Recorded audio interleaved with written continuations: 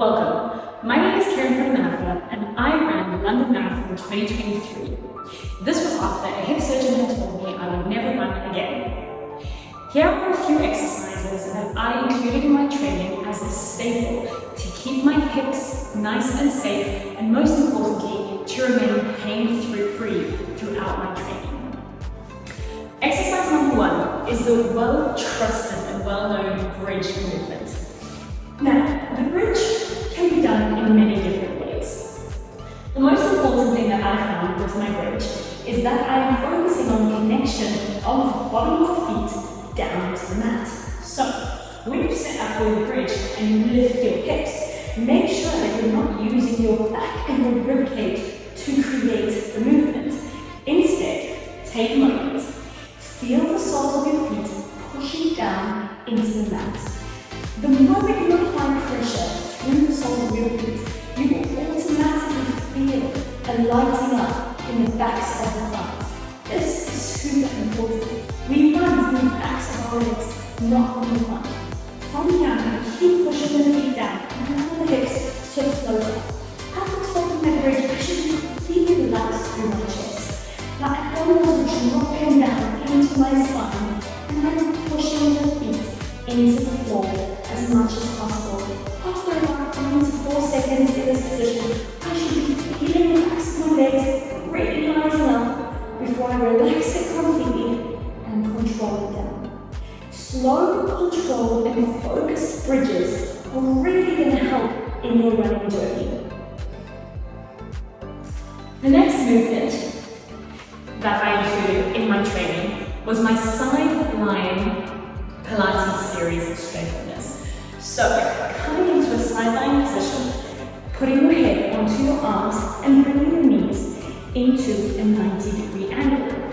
Once you're here, you're going to lift your top leg and you are going to start to feel an activation happening in this general area.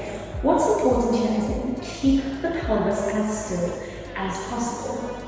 From here, you're going to find a few different combinations that you can do to really get this guy working.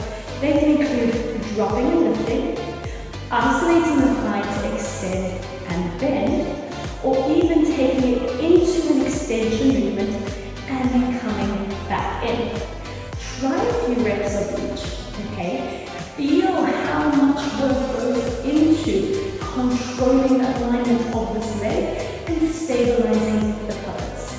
Don't forget, you have to do both your legs as evenly as possible. The third movement that I would recommend including in your training, if you're not doing it already, is any form of calf raise. Whether that is on both feet or one foot at a time, or a combination of both. Your calves are extremely important to the safety of your ankles, knees, hips, and spine. So, if you don't know where to start with feet a little bit closer together, directly underneath the hips. You're going to have your eye line forward and you're going to lift and lower. How do you know if you have control? Well, if you're dropping back onto your heels, thumping down, there is no control. If you're able to pause at the top on stable ankles and then squeeze the heels to the floor, very lightly putting them down, barely any effort at all, that's when you know that you're working through the posterior chain of the legs to keep the control. Now, to recap, I would suggest looking at your bridge movements, effective bridges, not aesthetic bridges. Look at your sideline Pilates sequences and make sure that you work both sides. And finally, get yourself standing up, get yourself doing some calf focused work. Start on both legs and then you can take yourself onto one leg at a time. This will also help you see if one leg is slightly weaker than the other and give you a better idea of where you should be focusing at the time.